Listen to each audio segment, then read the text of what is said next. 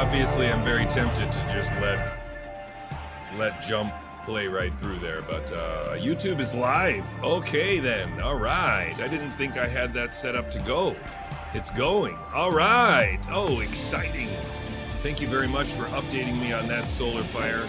You're like a producer I never had. I appreciate that. I'm afraid that the latest data tells us that we're dealing with essentially a worst-case scenario.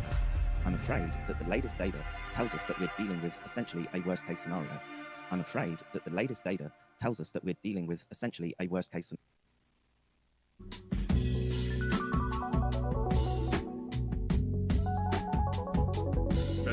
Special shout out to Houstonic Live. I'm going to use his video today in this show. I don't know how that's going to work out for YouTube, but it should be okay because I'm going to play it with a second computer.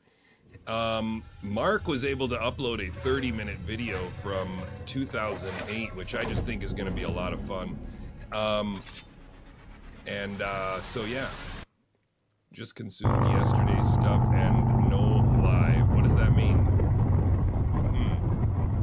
Not sure what that means, Bawash. Can you clarify that a little bit for me? And no live. What does that mean? Yesterday's was live at 10 o'clock as usual. I'm late again today, but I am here.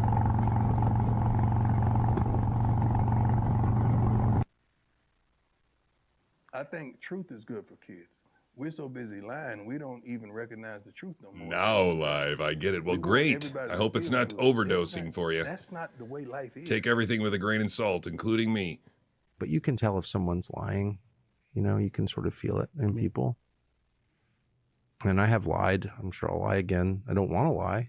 You know, I don't think I'm a liar. I try not to be a liar. I don't want to be a liar. I think it's like really important not to be a liar.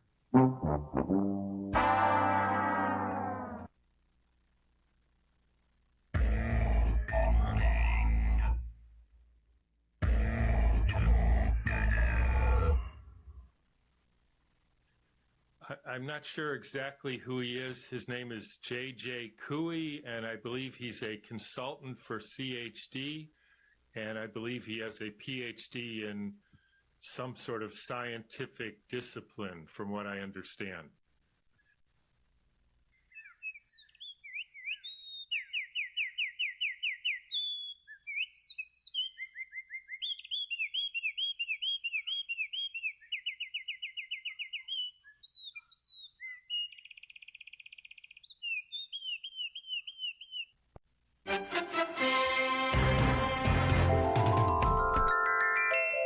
See what happens when you do it live. Such a monkey. Forget about Fred Rogers. How can I forget about my buddy Fred Rogers? He's like the spirit of this whole show. What in the heck is going on? How could I hit the button too early?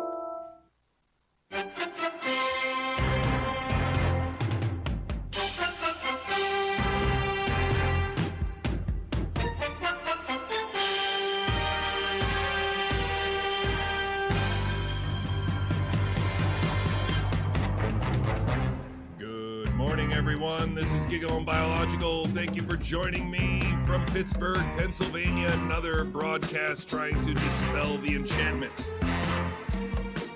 And knowledge is the only way to do that. And so that's why we're trying to learn immunology and biology and virology and molecular biology and all these ologies that people have been trying to foist on us, that I don't think have been foisted on us in a very truthful way, because our consciousness is the prime real estate they're actually interested in controlling. I think my voice is a little low there. I'm going to raise it up. And so we're not here to attribute bad motives to people. We're just disagreeing with them because they're bad ideas. And that includes the bad idea of fractional reserve banking and how it has been used to manipulate and control us for generations. And it is the collapse of this illusion of fractional reserve banking that I think is well coinciding with the execution of this pandemic narrative on our children, the release, the forceful storytelling.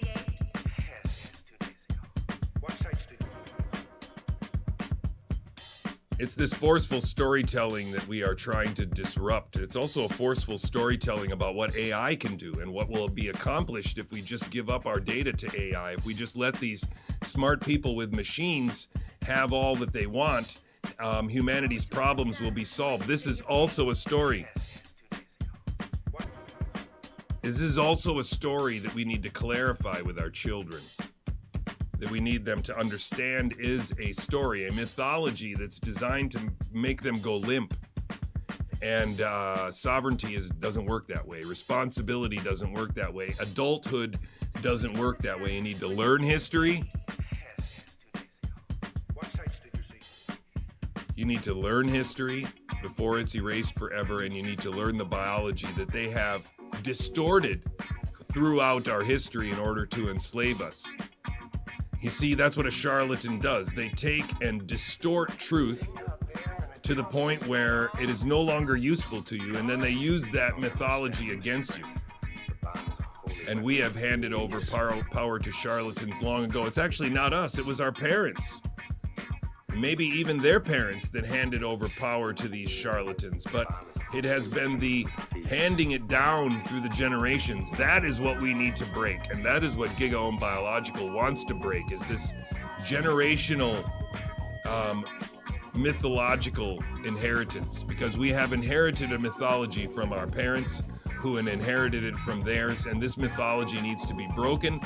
As we break it, we need to be very careful to make gentle the life of this world, rather than allow the global chaos that I'm almost certain these controllers need to happen. They can't reorganize and make a new order without first starting from chaos. And so we have to realize what's happening here.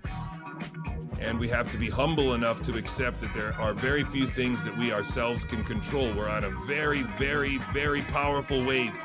A wave of humanity, a wave across time, and a wave across generations. And so in order for us to teach our children to surf this wave, we first have to be able to let them see it. We have to let them see it for what it is. And then actually, it's quite simple to teach people how to see the wave and avoid the wave throwing them into the coral reef and perhaps killing them. And that's what this is all about, ladies and gentlemen. It is about staying focused on the biology. It is not taking the bait on social media and loving our neighbors so that we can collectively pull our heads out. And the way that this stream works is that people share on Twitter and on Facebook and makes clips like Sooth Spider does and like Jeff from Earth does, and then shares them on Instagram and other places that I'm not. You can share Rumble, you can share Twitch, you can share YouTube now, and you can share the PeerTube, which is now working better because my friend Ted and I have added some memory, and I think that's going to help out a lot, getting the transcoding to work. I think sometimes when I was going too long, then the transcoding did not have enough memory, and so then it would fail.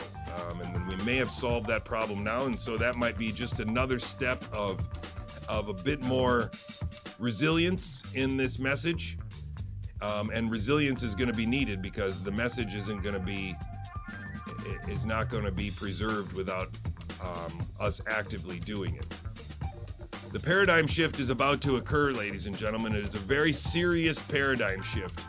And the people that don't shift are going to be angry about it. And the people that do shift are going to be angry about it. And so we've got to pull people's heads out. We've got to make them drop their hands from their eyes. We've got to get them off social media as much as we can before this happens, so that the illusion is not sustained through their unwitting active participation. And so I think one of the best ways to do that is to learn the biology, and that's what Gigaohm was all about. We learn the biology so that we can engage in united non-compliance. And yes, I am a human just like you, and I am Team Human, not Team Humanity or whatever Alex Jones is now trying to hijack. We've been calling it Team Human since 2020 and before, so Alex Jones hijacking that now is just absolutely hilarious. Welcome to Gigaohm, ladies and gentlemen.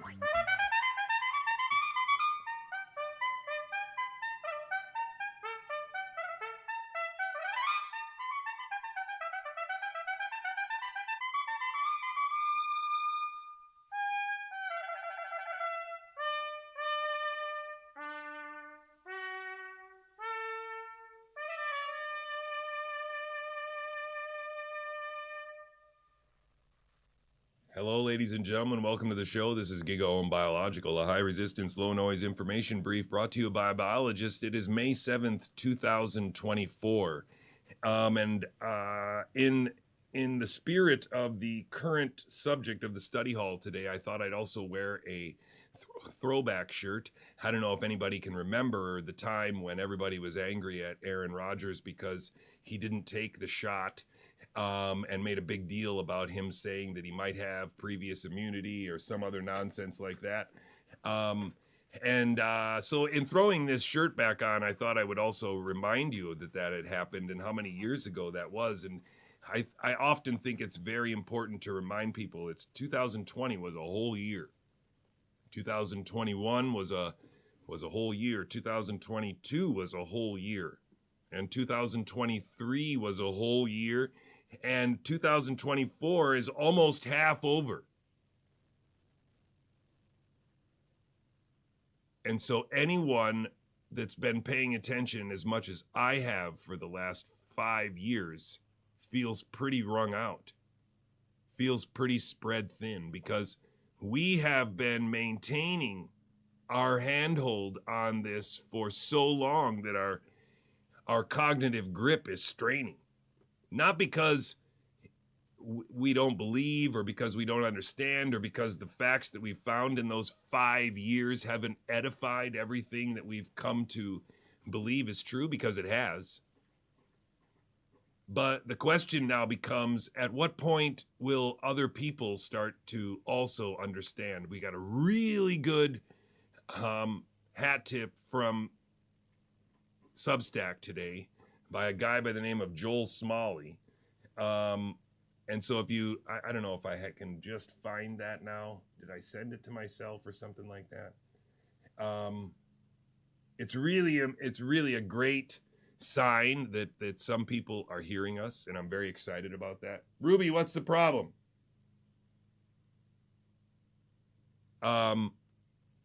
My dog's outside, which she's not normally outside, but it's somehow or another that's the way things work today. So I don't know what she's doing now. Ruby, what are you doing? Ladies and gentlemen, intramuscular injection of any combination of substances with the intent of augmenting the immune system is dumb, and the blatantly obvious fact that no one, whenever they address JJCouey or Gigaohm Biological, they never address this primary message. This is the primary message of the show right now, and has been since we were able to codify it this succinctly. I think it's really funny that yesterday on YouTube there were lots of people in the chat who were saying that Jay and calling him names because he won't write up his theories. I think I write up my theories pretty well. So well that, they only take like 3 or 4 sentences. And it's incredible that people want more instead of want to do the work themselves or to find out maybe why it is that I'm so confident to say these things. But transfection in healthy humans is criminally negligent. And I don't think it's a crazy thing to say. I don't think it would have been a crazy thing to say in 2020. In fact, that's why I point out that Robert Malone will tell you a story on countless podcasts about the fact that he lost his career because he spoke out on behalf of Jesse Gelsinger's death and the fact that they went off the protocol and gave him a higher dose. And that resulted in him losing his career and getting to head up or set up a breast cancer institute. And that pain and suffering was so great that... And he was so standing up for himself with this unblemished track record that in 2020, when they said they were going to use adenovirus to save people from a novel spreading virus in the UK with a countermeasure called AstraZeneca, and when they rolled out the J&J shot in America, we heard nothing but crickets from the Malone family. Jill and Robert were saying nothing. And when the mRNA was finally announced, the only thing they could say was, hey, we also did that. Hey. And so transfection in healthy humans was criminally negligent in 2020, and many, many more professionals should have known this than actually apparently did. And one of the most blatantly obvious ones is Robert Wallace Malone. Somebody who I posit is probably a participant in the, whatever you would like to call it, PSYOP, the fifth generation warfare, the governance by lying that we are currently under. And that's the title, actually, of the Substack hat tip that we got. The government murders people and lies about it in order to govern us. And RNA cannot pandemic is a very simple thing for any advanced biologist to think about.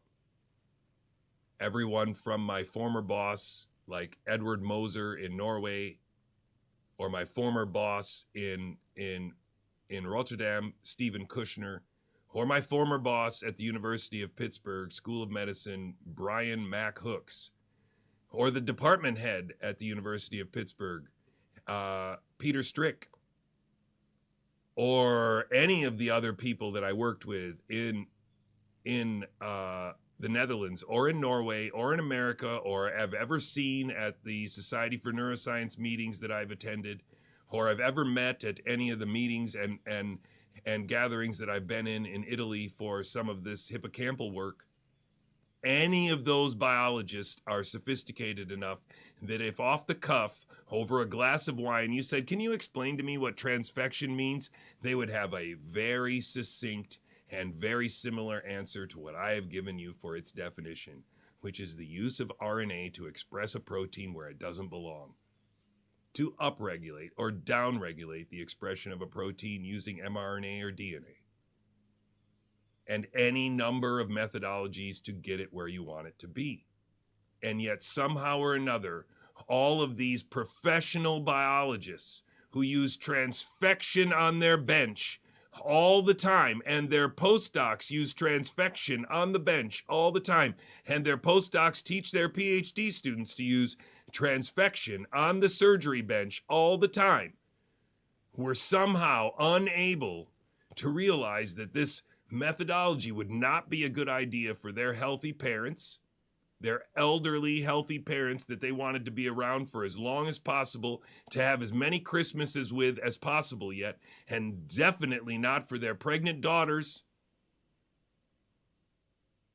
And yet, somehow or another, all of these people, all of them, almost without exception, still aren't speaking up. They're still quiet. They're still ignorant. They still don't get it.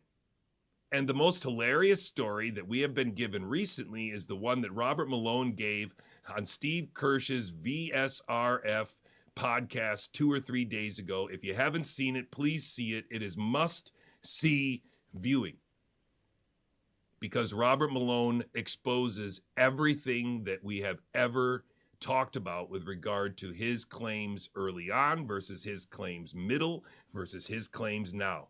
And the evolution is absolutely incriminating,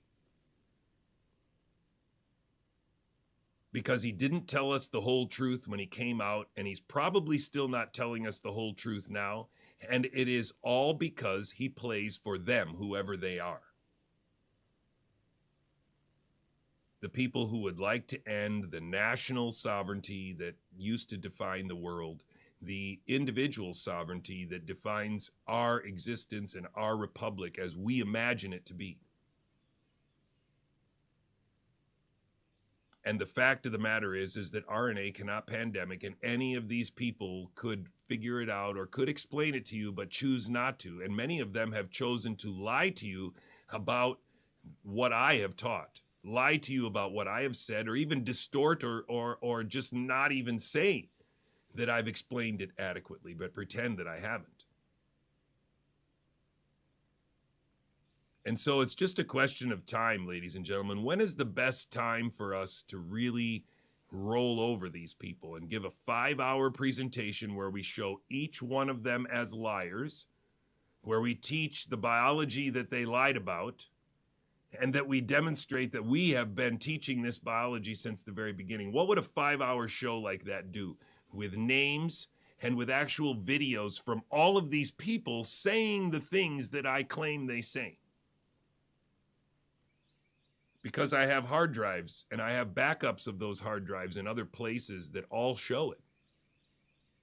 All I would have to do is just put the slide deck into PowerPoint and just sit back and narrate it for 5 hours. And most of these people would be exposed. And not just a little bit, not just like, oh, wow, that's weird. No, I mean like exposed. And you yourself could do it with the same, just all you would have to do is curate the videos that you find. You can't just find it and go, oh, wow. You have to take the link, you have to pull it down, you have to screen capture it. And you have to listen to 2 hours to get the 3-minute quote where he just says dumb stuff for 3 minutes straight that you just can't say this. And he never says it again because a lot of this was improvised, because a lot of this is off script. They never thought there would be somebody like JJCouey who would be in need of control and who would resist the possibility of jumping on board with a book. Ladies and gentlemen, what I am proposing to you is very important to understand.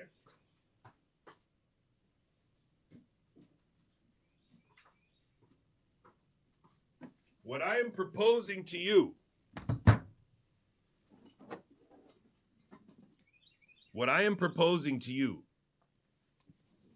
is that this book is part of the same illusion that this book is part of. This book is the same illusion that this book is part of. And what this book represents for me and my family is an offer, an off-ramp. Just go with this story. Look how much money we'll pay you. Look at what a nice staff scientist position you can get after you help with this book. Now, let's do an interview about the book and tell us what your contribution was to the book. And then they made that interview, and then guess what? Children's Health Defense said that interview wasn't very good. It's not really going to sell the book. It's like, I don't know, it's a weird, can we record that interview again? Then we went on Christmas break, then Jay's position was ended. This book was my opportunity to be Emily Kopp, or to testify in front of Congress that there was a lab leak and that I know how they did it. It was with restriction enzyme reconstruction of a giant plasmid that, blah, blah, blah, clones. It was right there. All I had to do was say that clones could do it, that clones can travel a little bit, that there is some transmission. Wouldn't have to be very specific. I could have just, kind of said, I don't know, but I think. And everybody would have gone along with it. That's the reason why, ladies and gentlemen, if you just open this book, it's worth buying for this one reason, because you just open the book and right in the beginning, right there, is my name. This book would not have been possible without the expertise and invaluable insights provided by Jonathan J. Couey, PhD, and then Gavin DeBecker, Robert F. Kennedy Jr.'s best friend. If they wanted me to not be known, I could have been included with all the CHD defense team up here with some of my friends who are still, some of these people are still my friends. CHD is wonderful. Half of these people are amazing heroes.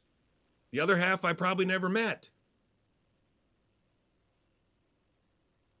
This is not an illusion here. I'm not in the index of this book 6 times. Every single quote that I have in this book is real and important. Everything that I put in this book essentially because I knew where I was before this service ended. Before I was done helping Bobby with this book, I was already telling everybody that they faked it.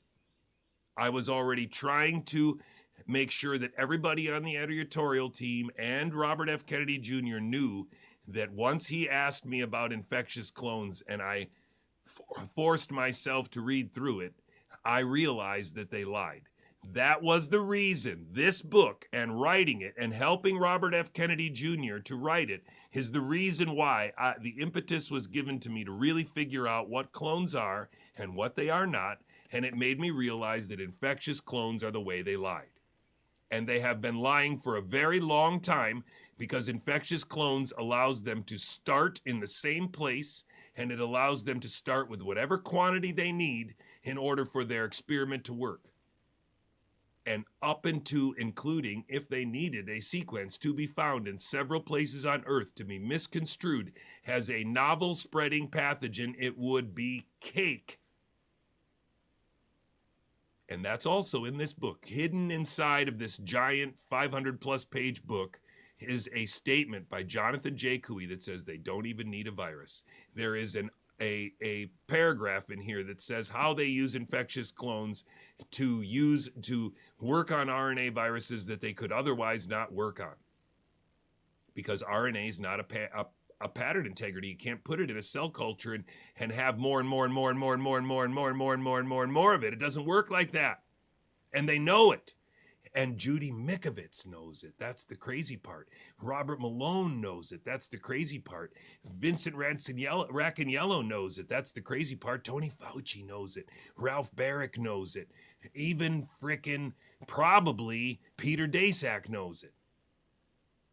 They all know that intramuscular injection of any combination of substances with the intent of augmenting the immune system is dumb. They all know that transfection in healthy humans was always criminally negligent, and they know that RNA can't pandemic. That's why they're very confident telling stories about gain-of-function research, and it's not going to be bad, and it'll be fine, and blah, blah, blah, because it will be. Because gain-of-function is a mythology. And if we teach our children that what happened in the last 5 years was a pandemic, then that mythology will become reality for them. And they can be governed by the mythology of pandemics and public health forever. And that means your grandchildren will turn over their biological data to the transhumanists, the globalists, the tyrants, the slavers. That's what they are, the slavers that are doing this. The slavers that are doing this.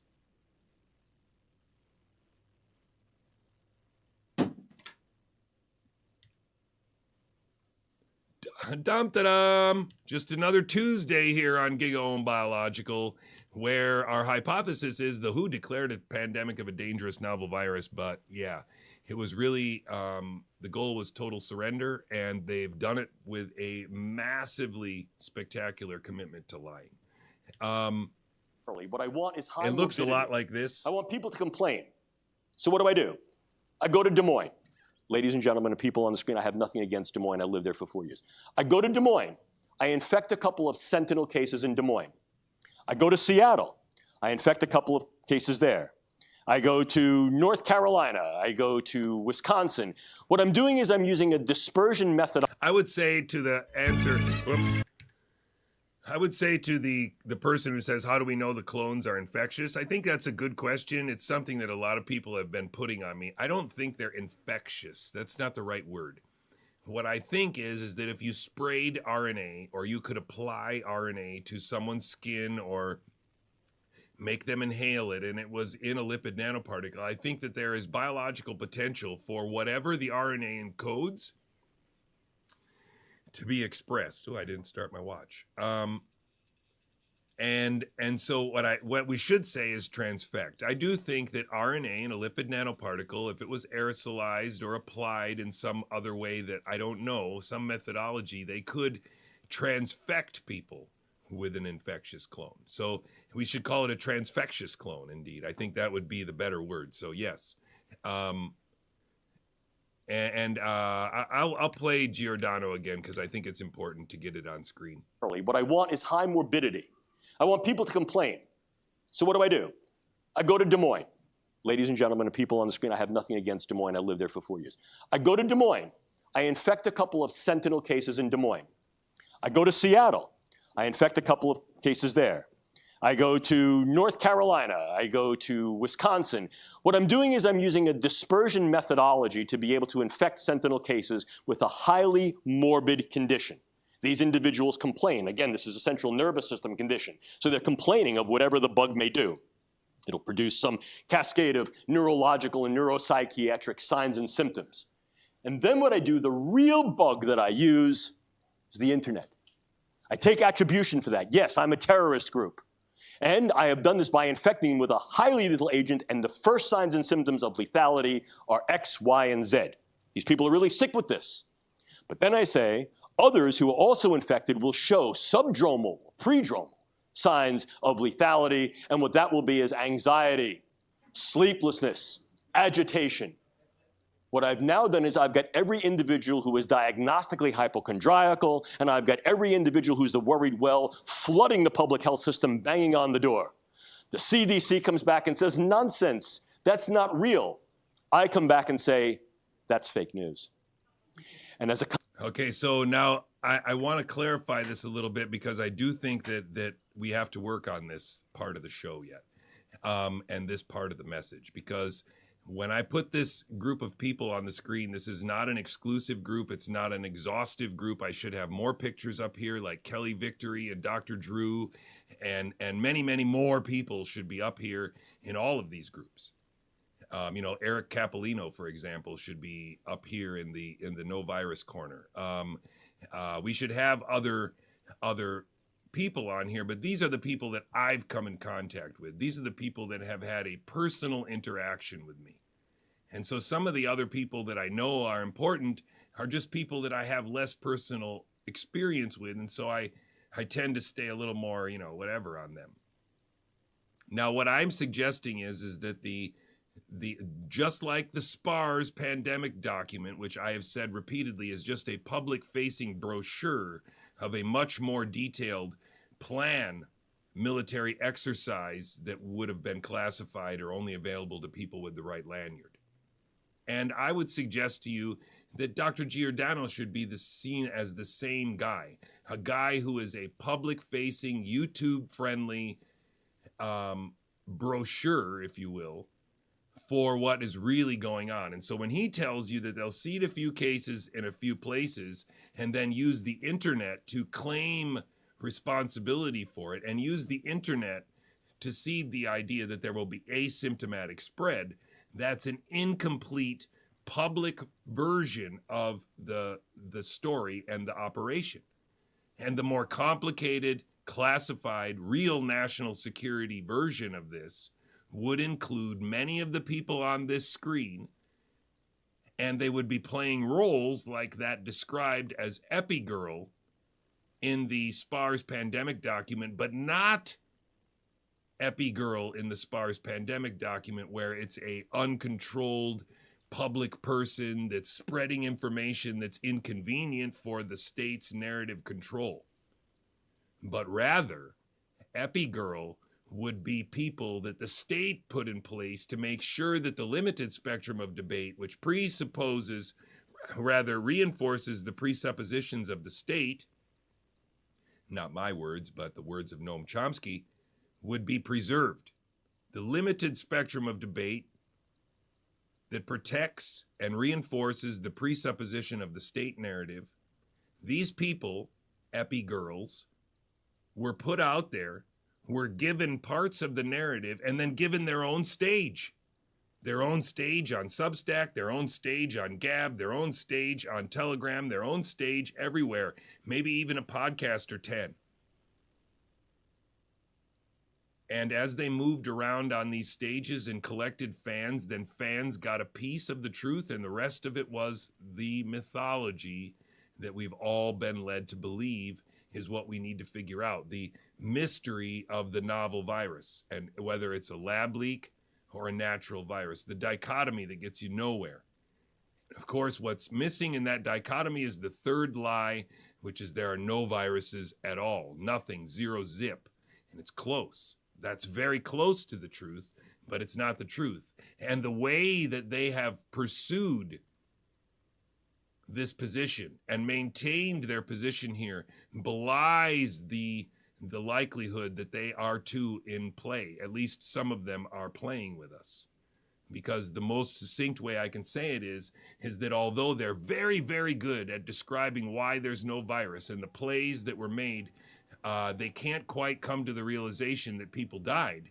And so that means that people were murdered in order to preserve the lie of virology. And it would be such an easy way for them to have scored a touchdown over and over again in 2020 or 2021 or 2022 or 2023, when hundreds of thousands of Americans were being murdered under the pretense of COVID, and they did nothing. And that's what I believe. I believe that people like Andy Kaufman effectively are as bad as Robert Malone and as bad as Brett Weinstein and as bad as all these other posers that purported to be opposing something, but actually making sure that their followers would never ask effective questions and essentially get stuck in a hamster wheel. And unfortunately, anybody that was watching me was also caught in a hamster wheel in 2020 and 2021 in particular, because I was forced, coerced, tricked into a hamster wheel in 2021. When in 2020, I was actually crushing it. And so also I can identify the people who got me in. I can identify the people who got me running in the hamster wheel, and a lot of them are actually on this page. That's why I work particularly on these people and not other people. It's not that I have particular personal experience with all of these people. And so it is with great humility that I suggest that we are still being misled by many of these people.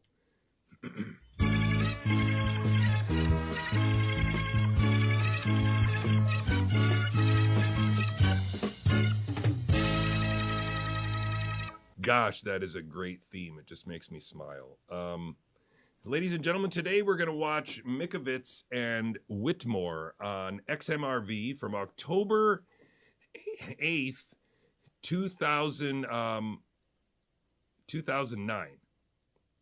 And it's a really interesting interview for what they talk about. That's all I'm going to say, and I'm going to try and take some notes. I don't know if it's on ABC or what this is. Nevada Newsmakers. I guess this is not ABC. And again, you can see here, shout out to Mark Husatonic at Husatonic Live. He's the guy who put this up. There's already 117 views. That's pretty encouraging. If you're not subscribed to his channel, which is very likely, you could do that. That wouldn't hurt. He's also got a 2 that hasn't been canceled yet, so you could also do that. Some local news here, and we're also going to see some throwback commercials, which I may or may not watch just for fun. Is that going to work? I think it's playing. Oh, yeah. Welcome to Nevada Newsmakers. On the program today, a life-changing discovery from the Whittemore Peterson Institute. You will be astounded. On the program today, Annette Whittemore and Judy Mikovits. Plus, on the Power Pundit panel today, Helen Foley, Russell... Infectious retrovirus XMRV. Pro and Paul Enos. It's all coming up next on an all-new Nevada Newsmakers. Nevada Newsmakers, brought to you in part by the Tahoe Reno Industrial Center, the world's largest industrial park. The world's largest industrial park. I really have to work hard to get my voice to do that. I really need to move things up and down in order to get my voice to react in such a way. It's very hard to talk like that all the time.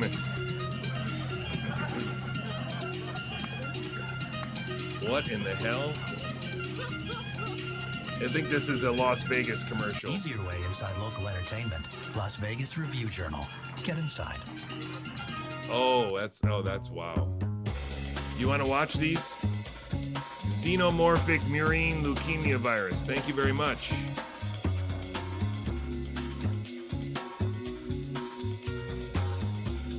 Oh, you don't want to watch them? Okay. You've got to visit Nothing Bundt Cakes. They literally sell nothing Bundt cakes.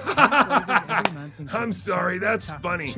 That's a really good pun. Nothing Bundt Cakes. As well as the oh Bundt my Bets, shit. which are great That's ways to make traditional wet. Here at the Tahoe Reno Industrial Center, water resources come from fresh, clean groundwater. All right, fresh, clean groundwater. Welcome to the Tahoe Reno Industrial Center, the That's largest awesome. industrial. Retailers, businesses where all of us shop. Wow, did you Good hear for that?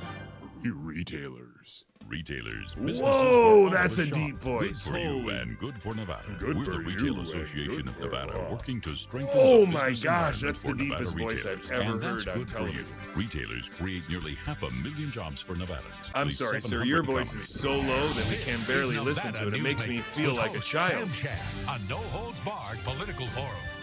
Now, from the Nevada Newsmakers broadcast headquarters, here is Sam Shad. And back on Nevada Newsmakers, we are thrilled to welcome to the program Annette Whittemore. She's the president and founder of the Whittemore-Peterson Institute, and Judy Mikovits, who's the director of research for WPI, also a doctor. I can't think of a more exciting program I've done because what we're about to talk about is world-shattering news. I want to read, if I could, just the first paragraph of your press release. The Whittemore-Peterson Institute scientists discover significant link between XMRV and ME/CFS, which we'll go into in a moment.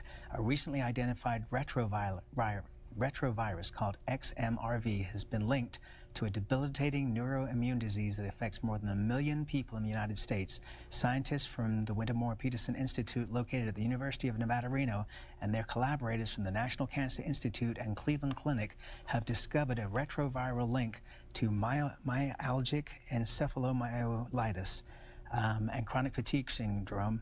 They recently published their groundbreaking findings in the journal Science, one of the world's leading journals of original scientific research, global news, and commentary. The paper, entitled Detection of Infectious Retrovirus XMRV in the Blood Cells of CFS Patients, is a major breakthrough in understanding the origins of this disease. Let's start out with the most basic, which is, what is a retrovirus? Okay, Well, so there are only 2 other human. let's preface this first. I know I'm going to let it play. Don't get mad at me for stopping it for a second, but let's just preface it first. Remember, we don't have a vaccine for AIDS. AIDS has already been around for 10 years or more, 20 years or more now. It's 2008. And chronic fatigue syndrome and this myelitis that he mentioned, these have striking parallels to long COVID. And after this video, if we have enough time, depending on how much my mouth moves, I would like to watch a very recently released video by the American Medical Association about long COVID with one of the Time Magazine 100 most influential people on Earth. This Korean immunologist who's been talking about long COVID for 4 years.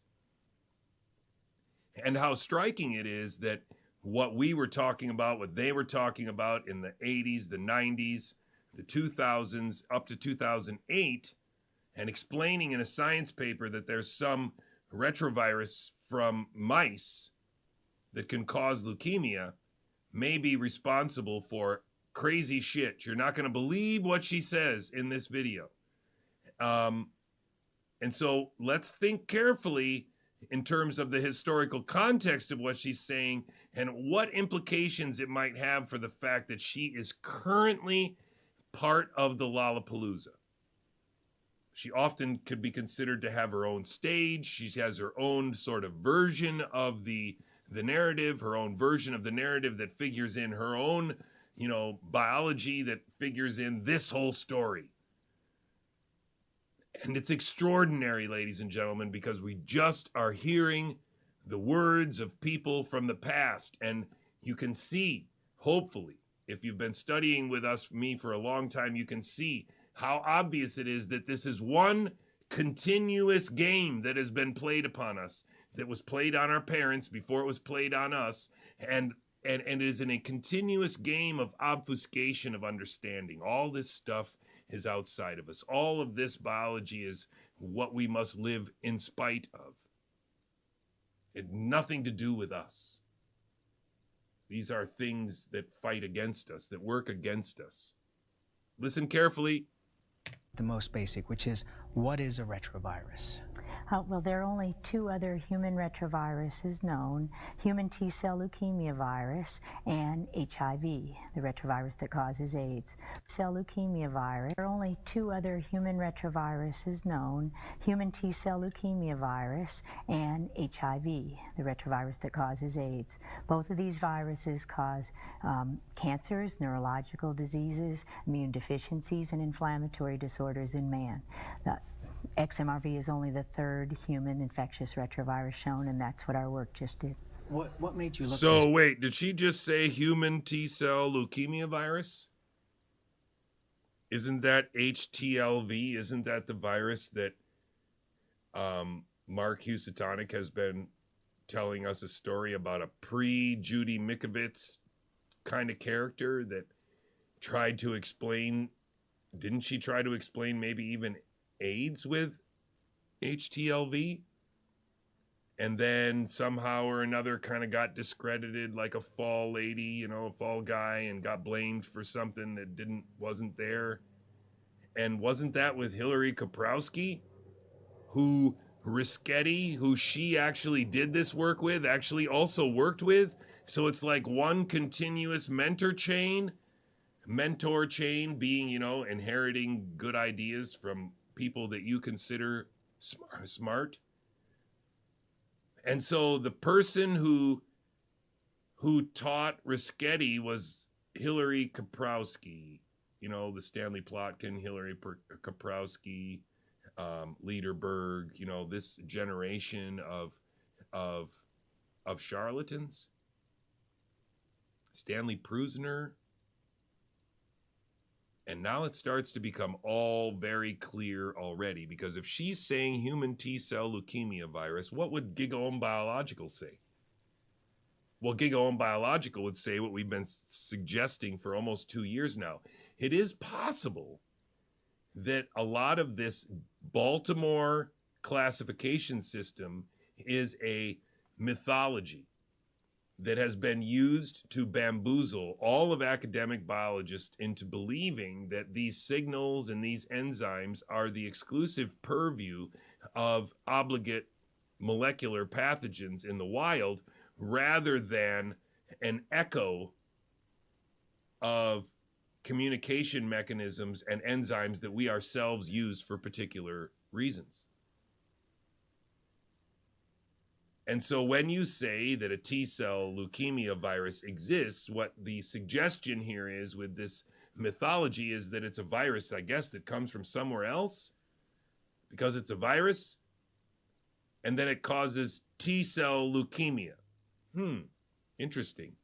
Imagine a scenario where your immune system uses retroviruses to communicate between T-cell clones or across T-cell clones, and that if that communication mechanism were to go awry, then T-cell populations or T-cell clonal populations could be dysregulated. Imagine if you discovered this mechanism and wanted to maximize its usefulness to you in terms of governing a population or a world. Imagine if you started to understand human biology, but you didn't want humans to know. Well, the easiest way to do it would be to tell people that what you had discovered wasn't part of them. And I think that's what a lot of these people have been lying about for a couple generations now. A couple generations of mentorship have been passing on a lie about the fidelity of our understanding at this size scale, and exclusively telling a story that all of these signals are exogenous, and that none of them can be endogenous, and certainly none of them can be endogenous during a state of health. And this is the biggest lie probably in human history, because all other lies fall off of it, because this is how they have removed our reverence for ourselves, removed the respect that previous generations of academic biologists have had for the irreducible complexity, the sacred that is still present. but for some reason most academic biologists can no longer see. And the giddiness with which she presents the ideas to come are actually absolutely extraordinary. If mice have retroviruses and monkeys have retroviruses and people have retroviruses, they are not and they cannot be. The most parsimonious explanation is that they are not all obligate molecular pathogens from nature, but rather the more elegant, more beautiful, more irreducibly complex explanation would be that all eukaryotic tissues use exosomal communication for signaling, and that the higher the organism is and the more complicated the pattern integrity is, the more intricate the exosomal communication, the retroviral communication would be expected to be. That's where we are. That's where those people were 30 years ago, and they've just been committed spectacularly to lying about it so that it can be used to govern us, it can be used to profit from us, can be used to limit our understanding of ourselves, undermine what should be, what did I say on the phone to Kara this morning in a text? It was like the perfect words. The perfect words. However you explain creation, there is a reverence I believe all thinking humans should naturally develop. And if they don't, it's because they were prevented from developing it. However you explain creation, there is a reverence I believe all thinking humans should naturally develop. And if they don't, it's because they've been prevented from developing it.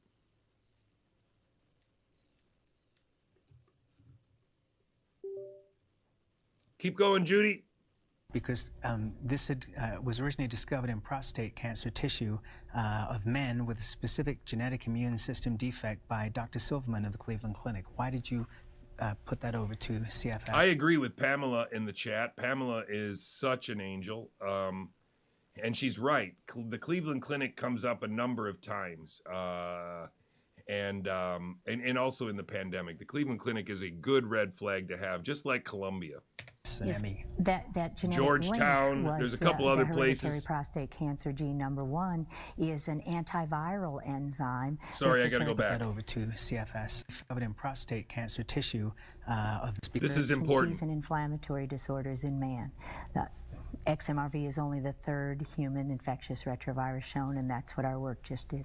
What made you look for this? Because this was originally discovered in prostate cancer tissue of men with a specific genetic immune system defect by Dr. Silverman of the Cleveland Clinic. Why did you put that over to CFS and ME? That genetic link was the hereditary. I need to write that down because that's obviously stuff I got to read. This was originally discovered in prostate cancer tissue of men with a specific genetic immune system defect by Dr. Silverman of the Cleveland Clinic. Why did you put that over to CFS and ME? That genetic link was the hereditary prostate cancer gene number 1 is an antiviral enzyme that is also a hallmark of the abnormalities of ME/CFS patients. So we thought that we reasoned that if this virus is infecting men with this immune defect and causing prostate cancer, that it might indeed be the culprit in CFS. What were your thoughts when you first started going down this road? Well, I knew that the one thing that we had to do was look for the answers, and I believed that all along we were going to find an underlying pathogen. It didn't make sense that so many different viruses had been claimed to have caused this disorder. So, you know, I was absolutely thrilled. This is exactly what we started. So many different viruses had been claimed to have caused this disorder. So many different viruses. I wonder what viruses she's talking about. Judy just said there were only 2 before this one.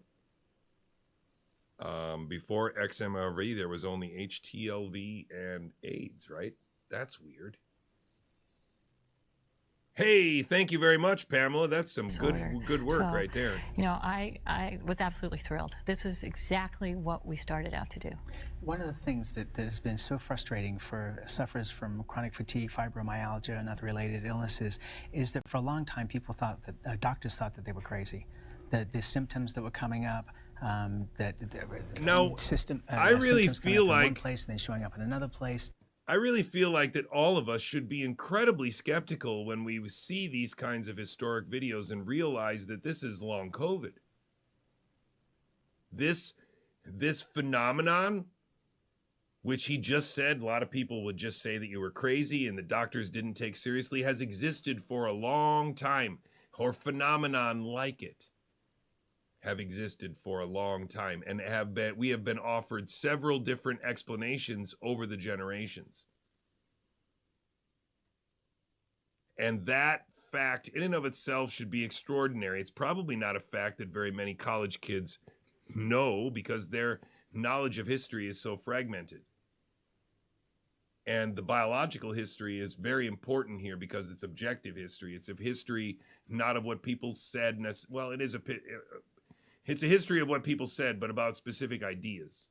And I think right now, one of the advantages of Gigaohm Biological and following Gigaohm Biological regularly, and maybe even supporting or sharing Gigaohm Biological with your family and friends, is that we try as much as possible to stay focused on this stuff that can be objective, which is really the biology or the immunomythology that has been substituted for it.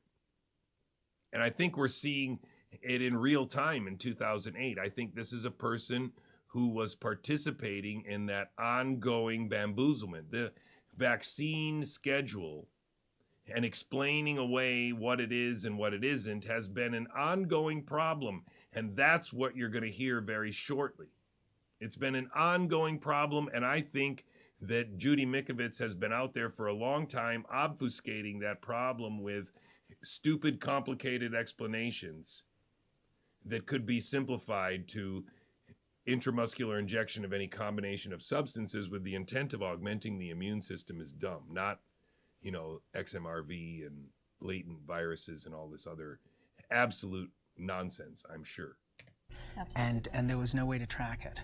It's really been very, very interesting. And the exciting thing is that Judy can tell you that how the virus works, and every one of the symptoms makes sense because of that. So it's wonderful to be able to have this puzzle, just all the pieces come together suddenly and fit so well. But I'm certainly she can speak to that. Well, I was going to say, specifically, let's relate it to women. A lot of the problems that women have suffered with this, you have now been able to track down in an incredible detective work. Right, correct. So it's a simple retrovirus, which means its expression, the on or off, is controlled by we've just learned this, it's unpublished data, by just three things: the response to hormones and the response to inflammatory cytokines. It's called a NF-kappa B element. So cortisol, which is the stress hormone, it turns on the virus very rapidly and continues to have it expressed. So do inflammatory events as caused by other pathogens, and so do hormones like androgens and progesterones, which also make sense with regard to prostate cancer and inflammatory prostate cancer and the disease being more prevalent in women. One of the things that is common here is that this is not an airborne disease, which is something that people had potentially thought about. I mean, this is something that's all over the world. Yeah, I mean, and it's just stunning. But it's actually fluids and blood that are being. That's correct. I think It's all over the world. That sounds like something that's a background signal. It's been there all the time, and now they're going to try and convince you that some background signal is significant. It's kind of the same play, and we're supposed to take Judy's word for it. It's kind of the same play. It's all over the world already. It's actually interesting. Maybe they realized at some point in this little maneuver that the all over the world signal wasn't going to scare anybody. That a latent virus that's always been there in the background all the time isn't going to impress anyone as an explanation for a phenomenon that they can't do anything about. And so I wonder if this is just, we're really dealing with a bunch of ham-fisted halfwits who, because of the fact that they have easy access to weaponized piles of money, feel under some obligation to govern us. But they're liars, they're posers, they're actually not that smart, and they use people like Judy who aren't capable of covering up for that sort of ham-fisted, that's all it is. I feel like there's a lot of incompetence that's behind this. I feel like that's why we're so off script. And that incompetence has actually been there for longer than we imagine.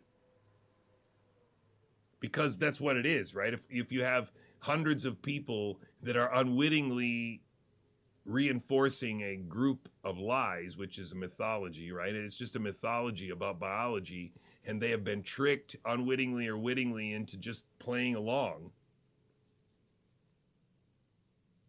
You could even look at it like, just to self-deprecate a little bit, you could even you could just use myself as an example. Maybe me spending my time on nicotinic acetylcholine channels in mice was a pretty good bet in terms of, well, it's better that he spends his time on that than he spends his time on something else, because he's not likely to figure anything big out if he works on that stuff.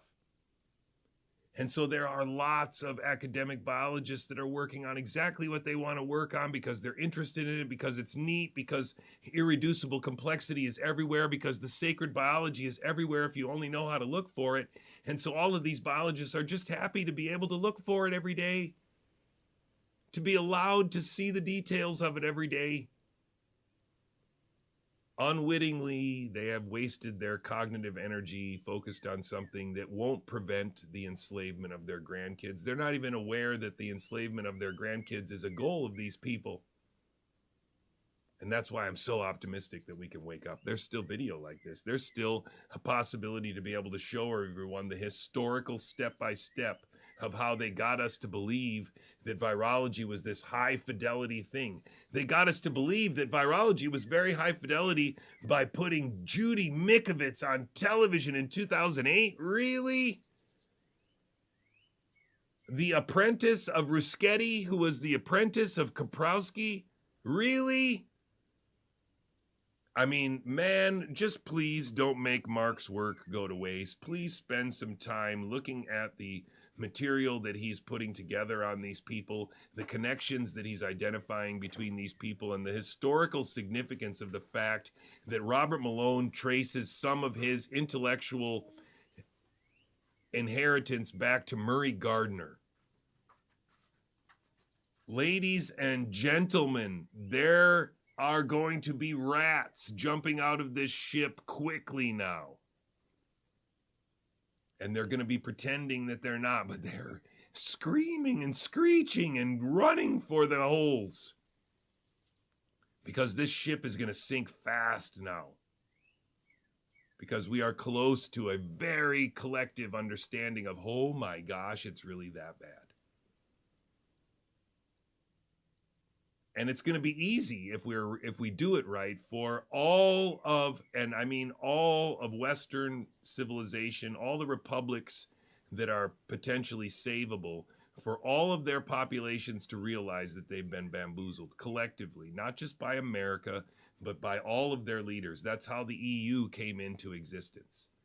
And so one of the things that we need to connect in our rhetoric more often is the idea that the EU is a product of the same governing liars that whatever's happening in America is a product of, and whatever's happening in Australia, New Zealand, and Canada is a product of, whatever's happening in the UK. These are all the same weaponized piles of money that are doing what they can depending on the context. They can't do the same things in America that they can do elsewhere, and vice versa. And so that's why all of these stages in this Lollapalooza look very different, and why people in Australia can't always agree with me, because they're watching a different stage. They were sang different songs. Therefore, they have a different experience, a different group of bad guys, and a different group of fake Scooby-Doo actors. They didn't even see the show that we saw. And so from their perspective, they see America as different and Europe as different. And so if we take that into account, This is the way to bring all those pictures together because we all share a history. And that history is much more streamlined because of the nature of media and social media. When we get pre-social media, things starts to become extremely streamlined. And it becomes, when Mark finds a newspaper article from 1980, that is the culmination of not only the author, but the typesetter and the editor and the editorial people and whatever. And they chose to put that there. It's not just some ranting lunatic on Substack who can, cut and paste things together and now voila, we have some kind of thing. No, this is a newspaper article back when newspaper articles were difficult to get, took some time and effort of multiple people. And once we start to analyze it from that historical perspective, and we start to see these stories as they are and put them into the context of the immunomythology that was foisted upon us over the last 4 years, it becomes blatantly obvious. What are you peeping about? I think my wife just came looking home. into that and describing that more fully. Then so go. That we can, but in the history of these other viruses, that's what they've discovered. It's not airborne. She'll come out up there. Okay. Yes. This has way more ramifications than just CFS and ME. Yeah. I mean, we have been a very strong supporter of the autism community on this program and tried to cover that as much as possible. What effect might it have on the autism community with this research? Well, and findings. I mean, it's beyond just research, but findings. We're excited to, it's not in the paper and it's not reported, but we've actually done some of those studies and we found this virus present in a significant number of autistic samples that we have tested so far. So there is tremendous potential for this to potentially be something that will be solvable for the autism community. Be linked to a number of neuroimmune diseases, including autism. It certainly won't be all because there are, genetic defects that result in autism, but there are also... There are genetic defects that also result in autism. Is that so? Really? Oh, wow. Interesting theory that I, as a neurobiologist, think is bullshit. Wow, this is just a home run. This is it. This is the end. This is the time when the dam starts to break. This is it. All the pieces are here. T-cell retroviruses? Really, no shit. Maybe there are even B-cell retroviruses. No shit. Really, is that how light chain systemic amyloidosis works? From a B-cell myeloma? I wonder if Kevin McCairn has ever explained what a B-cell myeloma and systemic light chain amyloidosis is.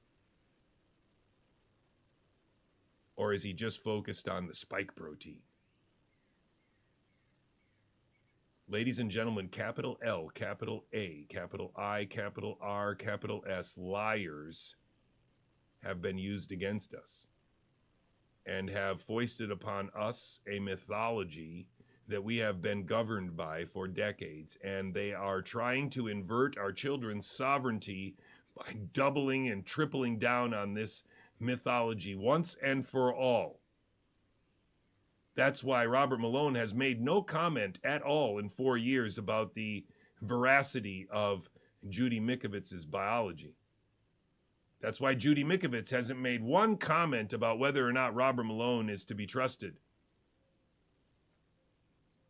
Because Murray Gardner and Rischetti and Gallo connect them. Thanks, Mark. The environmental effects, there is always, the hypothesis that my child was fine and then they got sick and then they got autism. Interestingly, on that note, if I might speculate a little bit, the vaccine, this might even explain why vaccines lead to autism in some children, because these viruses live and divide and grow in the lymphocytes, the immune response cells, the B and the T cells. Imagine the implication that the immune system is being hijacked by retroviruses. Oh my goodness. I'm sorry, it might take a while for this to sink in, but Mark and I have been talking behind the scenes about the idea that retroviruses are the way that the immune system regulates itself for at least 2 years, maybe 3. Mark can tell you when I first said it, because he inspired it in me, because he was talking about packet communication in computers, and it just suddenly snapped in my head. Holy shit, that's what it is. Because the immune system can't possibly regulate different clonal populations of B cells and T cells with cytokines.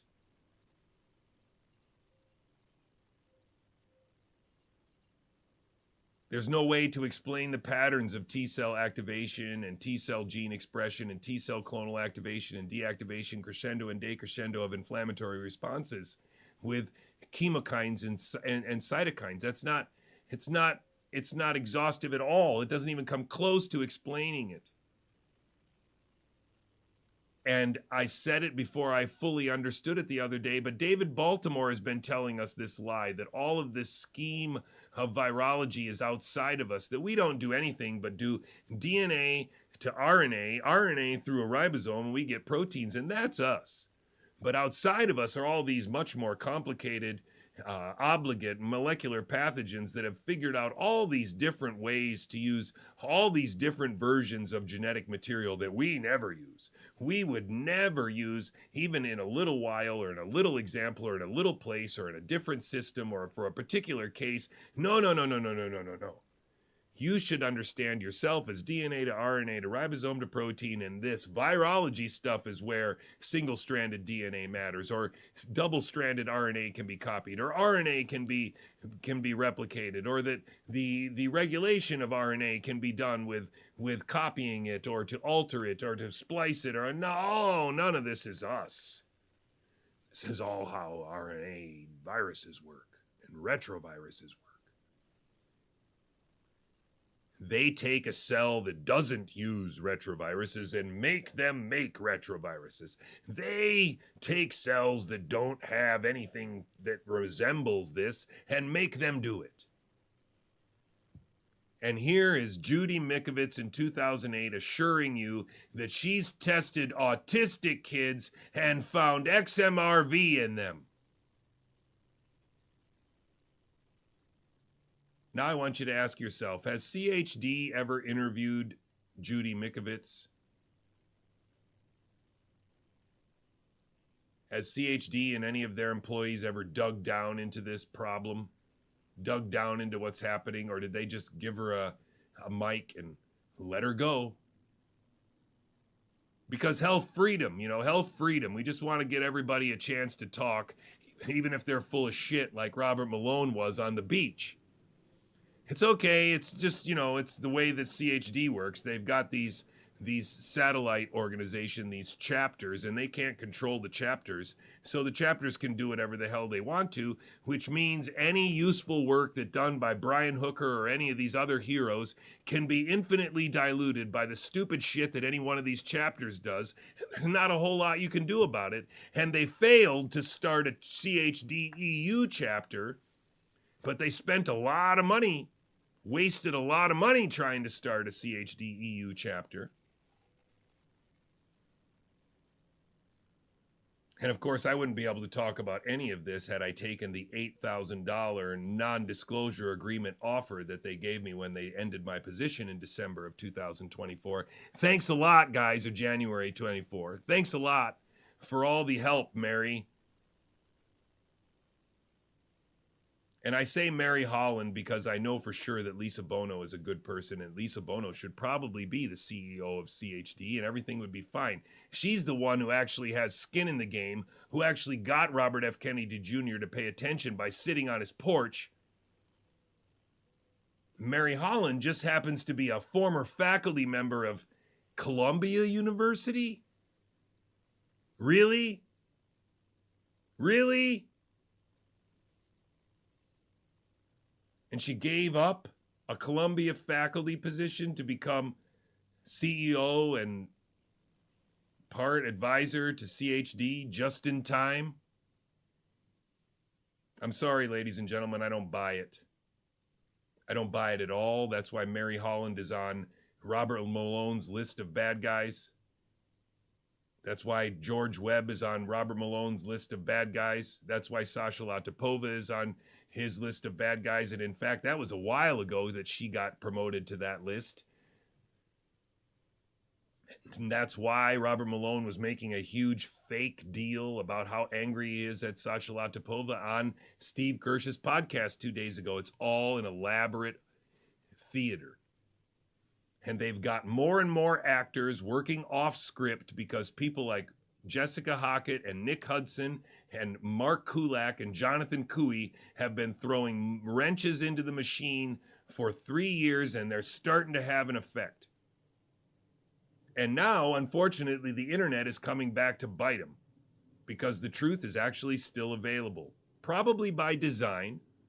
Because as I've said before, the idea is to slow roll us to controlled demolition of all of these Western republics.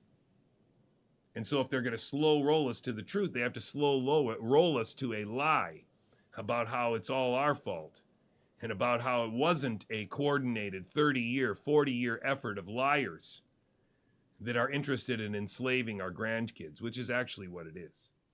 And Judy Mikovits plays for that team and has been playing for that team since 2008, wittingly or unwittingly. She might not know it there. She might not know it at this time, but she's going to find out.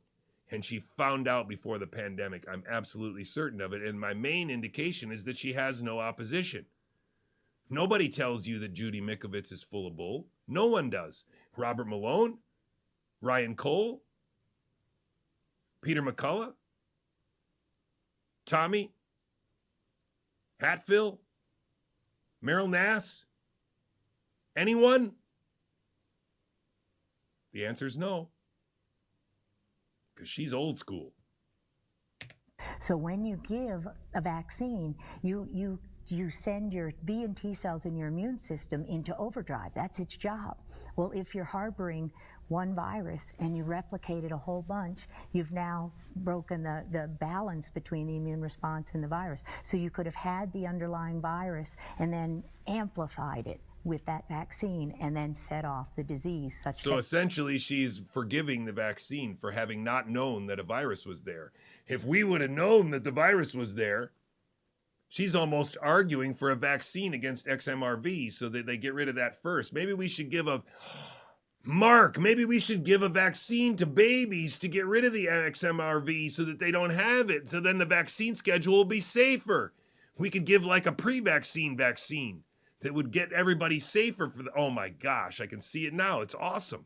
Your immune system could no longer control other infections and created an immune deficiency. Let's take a break. Wow. Very exciting discovery. She's so excited and happy. She was able to succinctly explain the causes of autism and AIDS all in the same paragraph.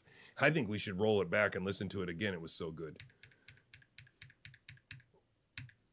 If I might speculate a little bit, the vaccine, this might even explain why vaccines lead to autism in some children, because these viruses live and divide and grow in the lymphocytes, the immune response cells, the B and the T cells. So when you give a vaccine, you send your B and T cells in your immune system into overdrive. That's its job.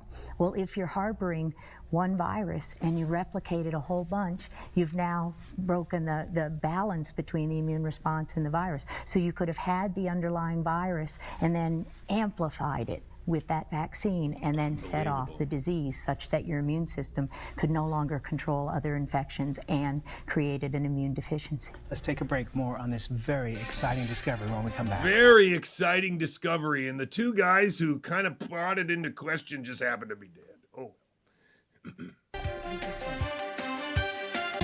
To contact Nevada Newsmakers. You guys want to watch the commercials or not? Vote in the chat. Otherwise, I'm going to click through. Or go to NevadaNewsmakers.com. I'm attorney Marilyn York. We only seek men as clients. If you are a man burdened by divorce, please visit our website at www.marilynyork.net to learn more about your rights. We are Reno's largest exclusive. Okay, no commercials. Gotcha. Shouldn't be a gamble. Call Employer Link. Minor, and I'm sure you'd agree with me, helping my clients reach the Minor at Dixon Realty, 742-1280, or log on. Thinking and Sheet Metal has you covered with great products from Firestone for your building. DD. You deserve a fair financial. Wow, a lot of attorneys. And now, back a lot of to attorneys. Nevada Newsmakers with Sam Shad. I'm back on Nevada Newsmakers on a great day here with Annette Whittemore, president and founder of the Whittemore-Peterson Institute, and Judy Mikovits, who is the director of research for WPI. You wanted to clear up something about vaccines. Well, I just wanted to say that we certainly are advocating vaccinations and understand how important those are to the well-being of the children. But with Annette Whittemore, president and founder of the Whittemore-Peterson Institute, and Judy Mikovits, who is the director of research for WPI.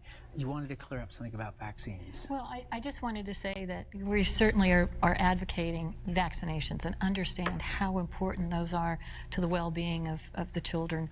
But what we're hoping for is by finding out whether or not somebody is positive to XMRV, whether it's one family member or another. Brian Hooker is the reason CHD exists. I've become convinced of the fact that Brian Hooker is under the control or under the auspices of CHD because that's all they can do.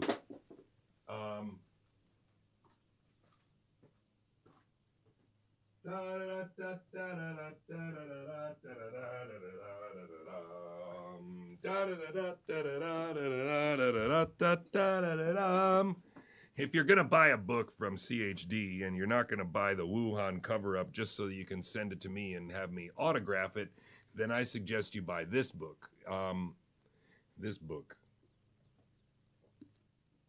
This is the book you should buy. Vax, Unvax, Let the Science Speak. It's not an exhaustive book, but there's an awful lot in here.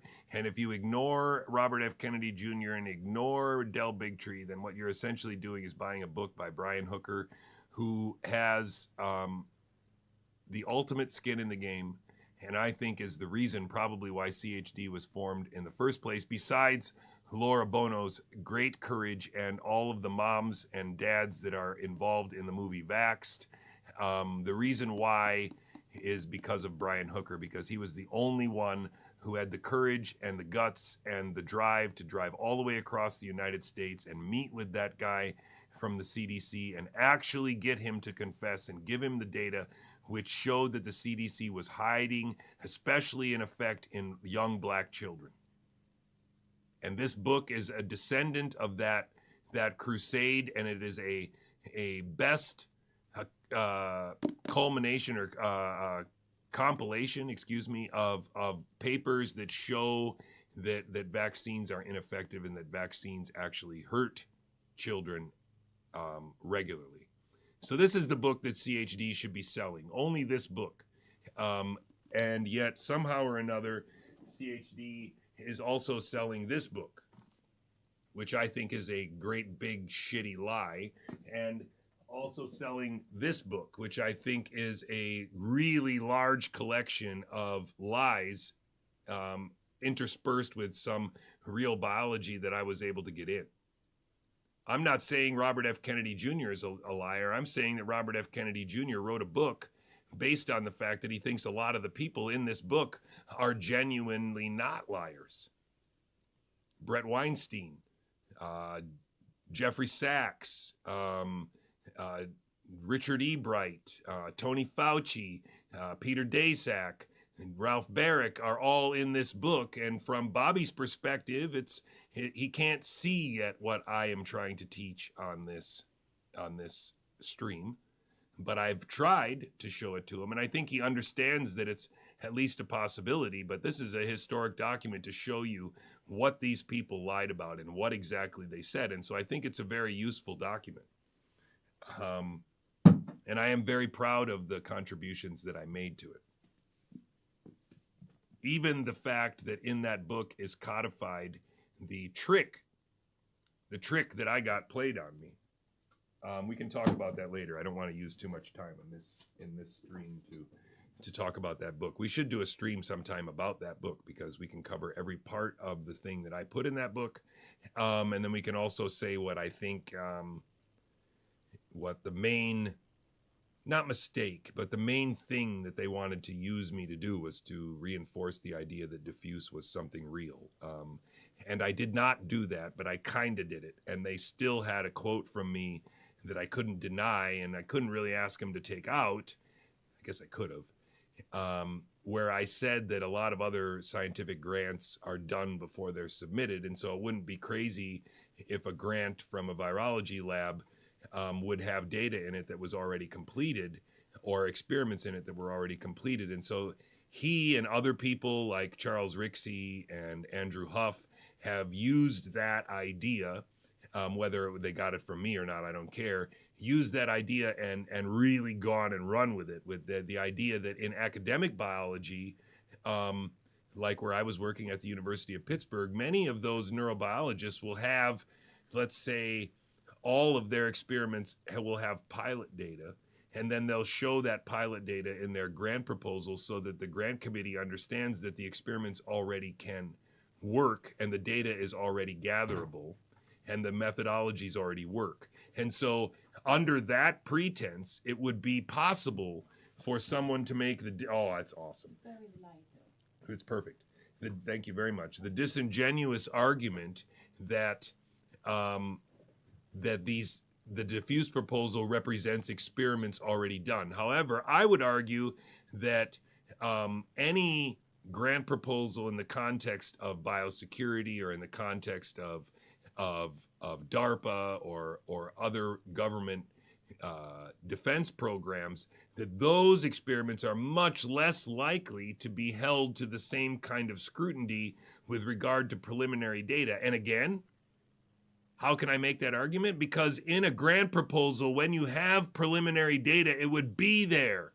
You see the one thing that they left out of the argument, and it's in the book. You can read it in the book, but people like Andrew Huff and Charles Rixey who try to use this argument as though it makes sense to them and they understand it because, you know, they've never been in academics. Well, Andrew Huff has been in academia for a little while, so he might understand that a lot of times grants are semi-completed. The experiments proposed are semi-completed so that you can show preliminary data. But the funny part is, and this is where you can see right through it and why my contributions to this book are actually very good still, is because when I explain that a lot of times when grants are submitted, the data can already be done, or some of it can already be done, or the experiments can be ongoing, I explained that the reason why is because that preliminary data is necessary for the grant to be approved. But if there's no preliminary data in the diffuse proposal, then why make the argument that the experiments have already been done? It would have created more likelihood that their experiments would be granted and funded had they shown preliminary data. And since the diffuse proposal has no preliminary data, then the argument that it's probably already been done is actually a pretty stupid argument, because if they had any preliminary data that could show that some of their experiments proposed were already being done, then it would have been more likely for them to get that proposal funded. But instead, that proposal was not ever going to be funded. That proposal was created with the intention of getting this back on script, to make sure that there would be even more wood on the fire of the Scooby-Doo mystery. And that is why Charles Rixey came to my house, because we had to do a show and he had to come and convince me in person that the diffuse proposal was not to be discarded as a ruse, but to be taken very seriously because he's a Marine and a Marine gave it to him or something like that. Ladies and gentlemen, the illusion is breaking, and it's breaking because of Mark's historical work, because of our biological work, and because how the history of this biology is where the truth is to be found. It's a unfortunate synergy for the people who don't like us. and then looking forward in children, you could alter the immune response in such a way or protect the child and still be able to vaccinate and avoid autism in these kids. So, and again, I don't think that either one of us are sitting here and saying vaccination causes autism, rather a number of factors, a genetic susceptibility to the illness, the infection itself, and then on top of that, you're adding something to that mix that takes that child. Mod RNA, I would suggest to you that I'm going to keep this paranoid stuff up forever now. This is where I am because this is the truth. If you don't like it, start a podcast. I'd be happy to watch it. I bet it'd be hilarious. Just to make sure you know that I don't block people in the chat. I watch all the stuff go by, including your silly stuff. Have fun. Over the top. You know, one of the things that's interesting to me is that, you know, we're not very far away from actually being able to resolve a lot of the problems for these people. I mean, we've seen with HIV/AIDS that it has now been put under control for many, many people. And are we looking for the same thing for not just ME and CFS, but for many other diseases as well? Yeah, absolutely. So we, as you said, we've got a lot of experience in drug development, and these retroviruses work the same. So we have drugs that are already FDA approved on the market that we can now begin rational clinical trials and actually treat and come close to the proving causality when we do indeed have people be coming close to proving causality, coming close. But you know, because it's a null hypothesis and you're going to always falsify it, then you're never going to actually get there, right? Because Popperian science doesn't ever get there. This is amazing. Better healed. So actually we are working on treatments right now, and I think one of the biggest things that we feel is very, very important is that we continue this work on this pace to solve this problem as quickly as possible, and that's going to require some funding, and we're really hoping, and we're working very hard right now with the NIH to accommodate those needs and get some funding yes, Jason, into it this does. area It as does. soon as possible. It jives out to right the with Institute Robert so we can Malone's begin repurposed these, drugs nonsense. clinical trials. Nice catch. I know that this was embargoed until today by Science Magazine, but what has been the result of the medical community? I will let Judy answer that one because it's been phenomenal. The scientific community has just been They're over just the top, great, so. aren't they? Yeah, They're we just presented great. these data 3 times, twice at closed conferences at the NIH. Sorry, what? We've presented these data 3 times, twice at closed conferences at the NIH. I think Mark has nailed it. I think that this was a plan. This was the first attempt. Maybe the other one, the HTLV was the first attempt to try and start to move forward with an explanation that involved viruses for more things and covering up whatever this ME/CSF is. It's really extraordinary, ladies and gentlemen. I don't think that there's anything else to do just but keep working, because this is a absolute slam dunk. Because again, Mikovits, Ruschetti, Hillary Kaprowski, Murray Gardner, Robert Malone, Liederberg, Prusner, David Baltimore. These are all people that knew each other and existed at the same time and have been in these backroom meetings and presentations about these ideas. And if they didn't understand then, they definitely understand now that we are being governed by this mythology. And I believe that all of these people are involved in a decades-long sustaining effort, a theatrical effort designed to bamboozle non-government organizations and government organizations alike. The entire populace of the world has been bamboozled by a few handfuls of scientists. And a surprising number of them are Americans. I mean, there's no doubt. But these are scientists who are aligned to powers that are not American, aligned to powers that are super American or outside of America, or who would like to bring down America. Maybe Rockefeller. After they split up Standard Oil, I think Rockefeller said he was going to bankrupt America if it was the last thing he did. Rockefeller is also supposedly responsible for the modern medicine as it stands, because he perpetuated the idea of pharmaceuticals and pushed them into the medical schools. Isn't that the history that we're supposed to believe? Well, then it seems very clear to me that maybe some of that is big truth.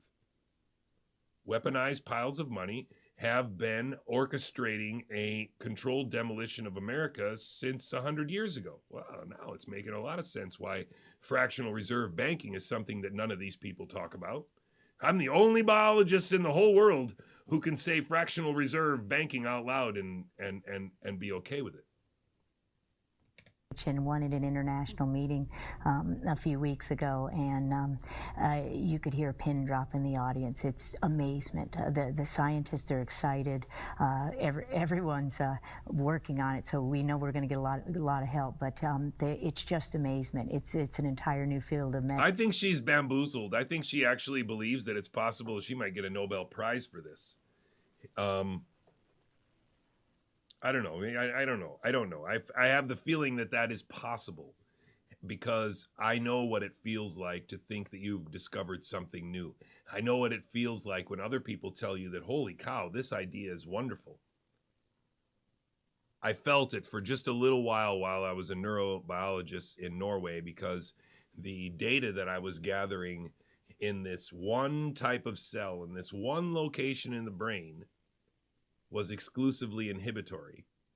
And in my imagination, an exclusively inhibitory microcircuit could do something that a heterogeneous excitatory inhibitory microcircuit has a lot harder time doing, because you have to balance the activation with the inhibition, and that balance needs to be very precise, or certain patterns are not just going to spontaneously show up. But if you just wire everyone to everyone via inhibition, then certain patterns are very easy to evolve.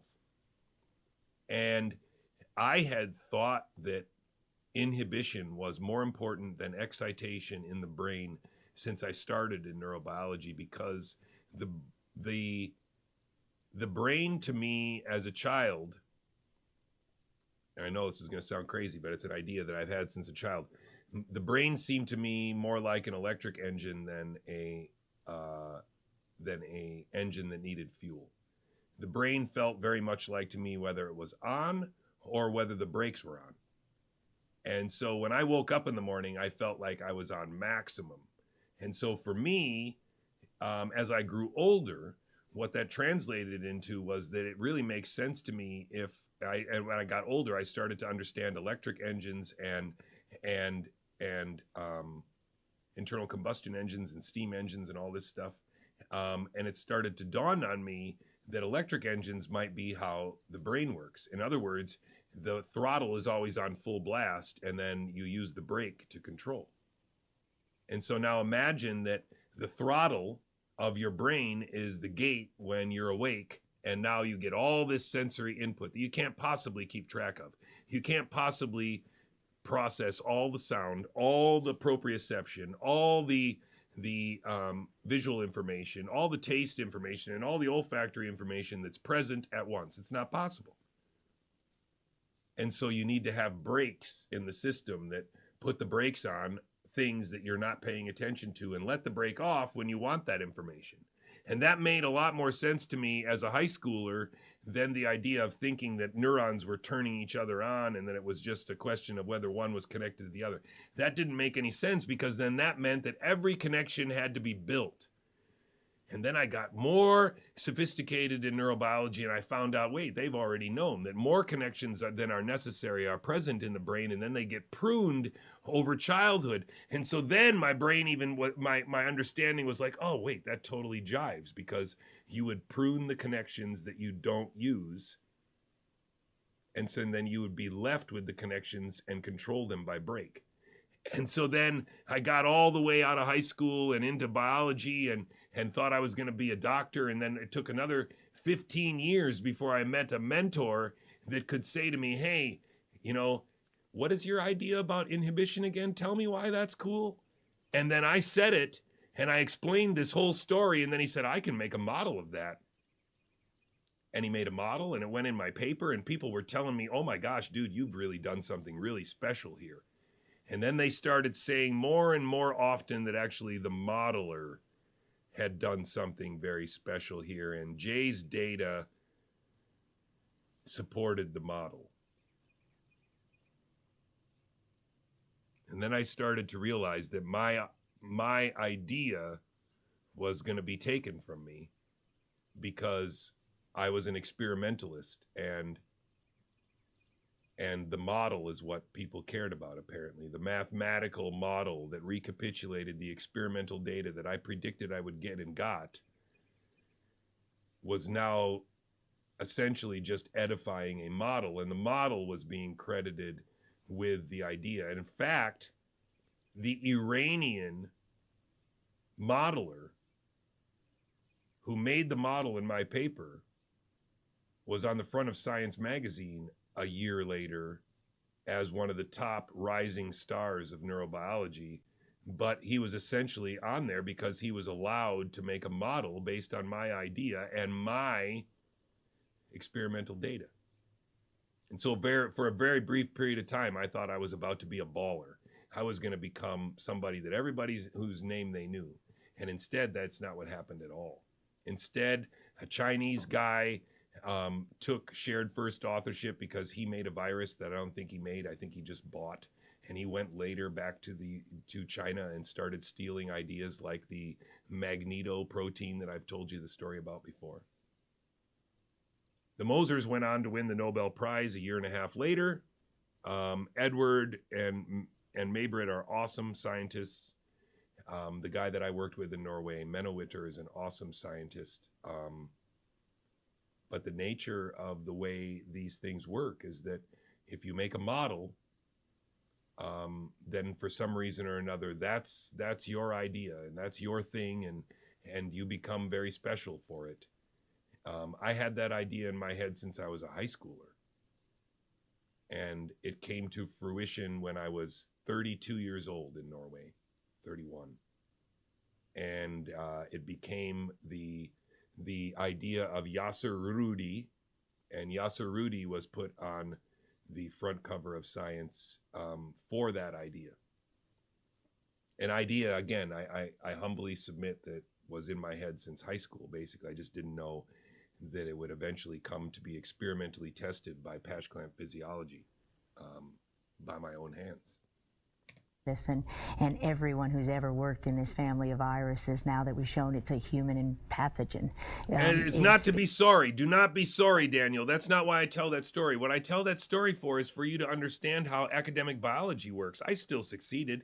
I got to go back to the Netherlands with my wife and try to set up a lab there, and I failed in the Netherlands for other reasons. I was trying to move on from that really good idea in Norway, and because that really good idea was a very small part of that Nobel Prize catalog of work, a very tiny part, almost like a cherry on top of the cherry, you know, like, oh yeah, and by the way, there's this little detail.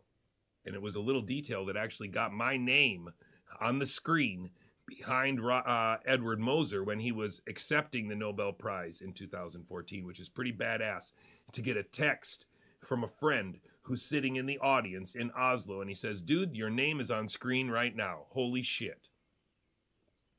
That was the highlight of my scientific career. And I can't thank Edward enough for allowing me to be that tiny little, and May-Britt for being that tiny little part in their wonderful story. But I want you to understand how academia works, because that was their idea, and that it started from their idea. I could have never put a frame on my idea without their discovery that they got the Nobel Prize for, the grid cell. And when that idea clicked into my head when I was still working in Oslo for Johan Storm, that idea was still, I didn't take ownership of it like it's mine. It's like, oh my gosh, I can build on that. I know, I look. And everybody got excited about it, and I was totally fine, because it's not our ideas. When you play a great riff on the guitar, you can't take credit for that if you've been listening to Joe Satriani and Steve Vai and Miles Davis and all these musicians your whole life, and then some brilliant riff comes out. You can't blame that on yourself. And once some great riff like however you explain creation, there is a reverence I believe all thinking humans should naturally develop. And if they don't, it's because they were prevented from it. I haven't come to these good ideas on my own. Intramuscular injection of any combination of substances with the intent of augmenting the immune system is dumb. His words that are inspired by my friend Aaron and my friend Jackie and my friend Rita and my friend Brian Hooker, who, even though I don't have as much contact as I would like to, I am absolutely certain to the bottom of my bones that these are really courageous people fighting for the truth, fighting for our kids and yours and our grandchildren. But there are meddlers, ladies and gentlemen, everywhere because we are governed by liars and the lies they agree to tell us. And it goes back decades. And once we acknowledge that, it's like taking candy from a baby. We're going to be done very quick. The threshold is going to be reached and the dam will break. Extremely excited. You know, you started this investigation because of your daughter and her lengthy illness with CFS. What's your response now and what's her response? We are just absolutely overwhelmed. We're so excited to be able to put a name to the item, you know, the pathogen that's really been causing her the problems. But there's always that little bit of sadness now, you know, where you've held on for a really, really long time and said, you know, we're going to do this, we're going to do it. And every once in a while we stop and we're a little bit sad for the lost health and on all the lost years, and then we just go right back out there. And you know, I'm looking forward to all the new treatment options that are going to be available. And we've already talked to a large group of scientists about a possible vaccine. Judy has mentioned to me several times that this is going to be... It's really a vaccine to prevent autism then, right? Because if XMRV is a dormant virus that gets kicked into full gear by a vaccination, then if we could get rid of XMRV first, then actually we would make the whole vaccine schedule better. Judy Mikovits is on the verge of being a worldwide hero, a Nobel Prize winning discovery. You see that, right? Easier to find a vaccination against this than HIV because it is a simple retrovirus. So yes, and that is the amazing thing. Unbelievable. There are obviously going to be a lot of people who have a lot of questions about this, and this broadcast is going to be seen around the world, literally online. Where do people come to find the information? Well, we hope they'll come to our website and visit us at www.wpinstitute.org. We've put up a lot of information about XMRV, questions and answers, and we're hoping to do what is it called when they post? You know, so they can post their questions and then they can post their comments, a board of some sort. So, right online, and certainly you'll probably get quite a bit of feedback. Yes, and we'll put a link to your website on our website. Even though we've discussed how earth-shattering this is, I don't think people are going to understand. No. But over the next few months, as this rolls out, and I just can't say, you know, how excited I am for you. And I also have a family member that suffers from fibromyalgia. We should speak to that just very quickly. That fibromyalgia, we include that in this group. We did bring in some samples, and they tested positive as well. So there's a lot of folks out there that are going to find that there's a reason for their symptoms. There is an answer, and there are going to be some treatments that are going to make a difference. Huge promises being made. It's just wonderful. And your building isn't even finished yet. I know. You know what's really funny? About a year ago, I told Judy, I said, on this agenda sheet, I said, okay, agenda items, what are we going to do?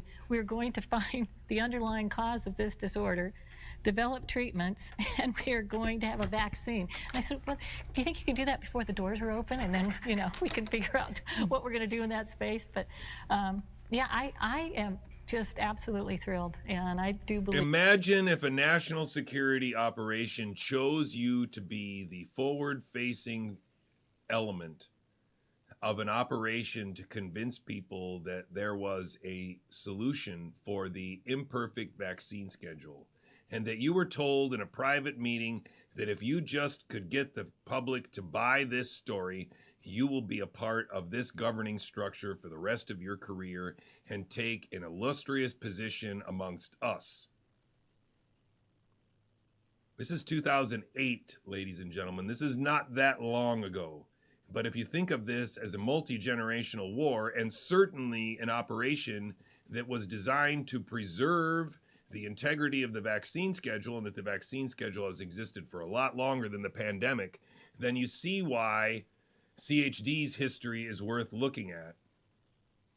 You can see why ICANN's history is worth looking at. You can see why the history of Judy Mikovits is worth looking at. And you can see why none of these people ever talk about each other in any way, really. Because this operation started before the pandemic. The pandemic is supposed to be, again, the public view. The skilled TV watcher event. But the critical thinker, armed with historical knowledge, realizes that the COVID pandemic was just an absolute seamless continuation, maybe a crescendo of the narration and narrative that was already being foisted upon us in a continuous basis with a continuous stream of actors since at least the year 2000, maybe more, probably much more if you look at Mark's website and believe any of those things are real, any of those historical documents are real, which I'm sure they are. I'm just trying to bait you into realizing that Mark has hours and hours and hours of reading for you to do, even if you just skim it.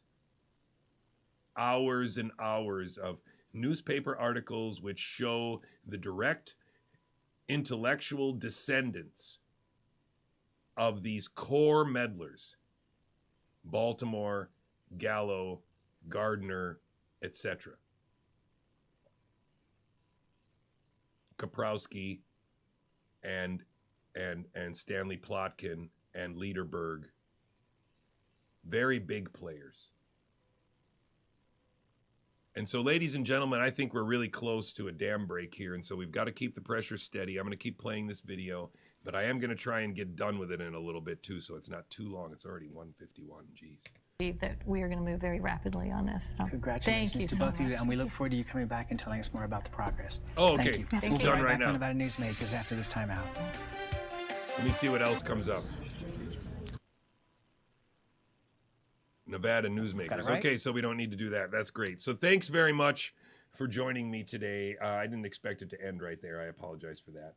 I do think that it's worthwhile for me to go through this really quick. I know some people get tired of it, but I do think that they have decapacitated our ability to exercise informed consent. You can't say no if you don't understand.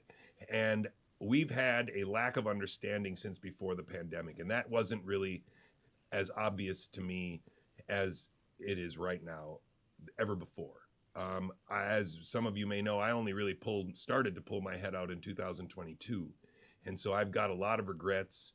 I've lost people to this lie and probably helped them to accept the coercive transfection because I was saying lab leak when I shouldn't have been. They did this because there is an organized and intelligent manipulation of our conscious thoughts. And it is done by liars on the internet who agree to coordinatedly lie about certain things. And at the beginning of the pandemic, they coordinatedly lied about the existence of a novel virus and then coordinatedly lied about how the illusion was created. The illusion was created by mass casualty events in New York City, in Italy, and in elsewhere. And these mass casualty events, in combination with testing, were misconstrued as the start of a multi-year biological disaster.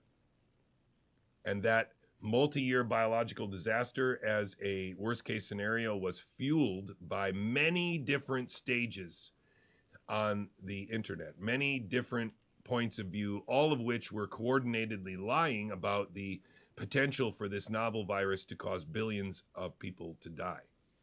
And they are lying coordinatedly about the role that fear, that the role that do not resuscitate orders, that pulse oximeters and high flow oxygen, that ventilation, that lack of antibiotic use or the poor use of steroids, remdesivir, midazolam, etc., opioid deaths that were escalating from 2019 onward with the intention of having more excess deaths to misconstrue as this problem. This preordained death certificate fraud, this preordained financial incentives which made it impossible for the numbers to be correct, the track and trace that made it impossible for the numbers to be correct, and of course the PCR fraud, the lateral flow test fraud, and the likely sequencing fraud, all of which contributes to the illusion of a novel virus, and all of which is ignored by these performers, including the no virus people who have ignored assembling this list for 4 years, and especially in the context of debating anyone. Whenever they want to discuss with someone not on their team, they will exclusively only talk about the terms isolation, purification, and culture. When it would be very easy to dunk on all of us and say, hey, not only is isolation, purification, and culture all things that they lie about, but in order to preserve that lie, they murdered people in America and in Italy. How succinct is that? Why do I need to write a Substack when I can say it in 2 sentences? And so I'm going to say it in 2 sentences again. I think that some of these people in the green circles are involved in obfuscating the show, obfuscating the fact that we could have been here in 2020 if we would have listened to people like Knut Witkowski, Mike Yeadon, or Wolfgang Wodarch. But instead, we listen to people and continue to listen to people like Jessica Rose, Harvey Reich, Brett Weinstein, Meryl Nass, and Robert Malone, all of whom have been coordinating their actions and coordinating their messaging since at least 2020, if not before.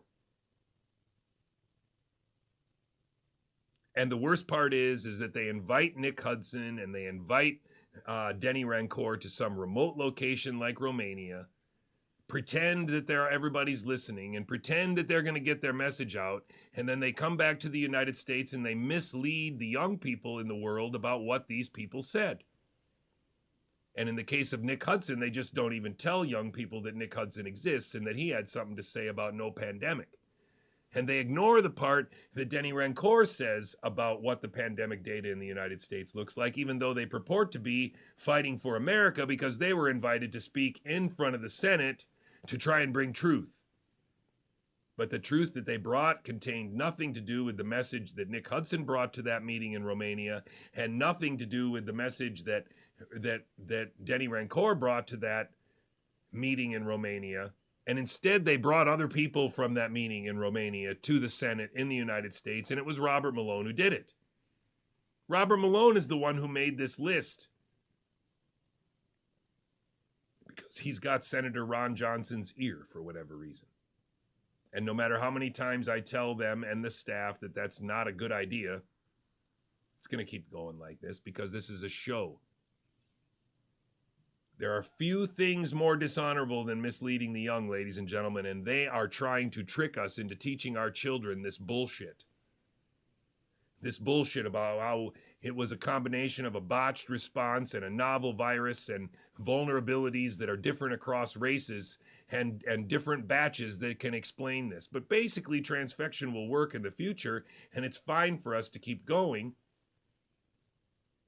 And RNA can cause a pandemic, and it's doing it all the time. And it's a lie.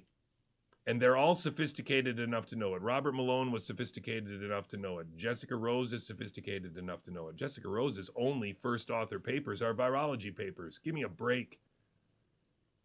They all know the limitations of RNA virology. There's no way that Robert Malone cut his teeth with Murray Gardner and doesn't know that there's a lot of lies being told about retroviruses as being exclusively exogenous, obligate molecular pathogens outside of us instead of a echo of something that exists inside of us as part of our own biology. And all of these people are coordinatedly lying about the significance of this list as if it's, well, it accounts for some stuff. Stuff was made worse. But there was still a novel virus. There's still long COVID. Steve Kirsch, Robert Malone, Jessica Rose, Brett Weinstein, Meryl Nass, novel virus, long COVID, the whole 9 yards, even though we just watched Judy Mikovits talk about chronic fatigue syndrome and all these other things that have seemingly just disappeared now because there's long COVID. Think about how biologically disingenuous it is for these people to behave like they behave. There's no other way to think about why these books were written and who published them. There's no other way to think about this deception.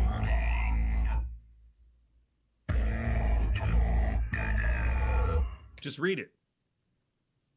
Just read these words. They seeded a gain-of-function narrative with scientific programs and peer-reviewed publications for years.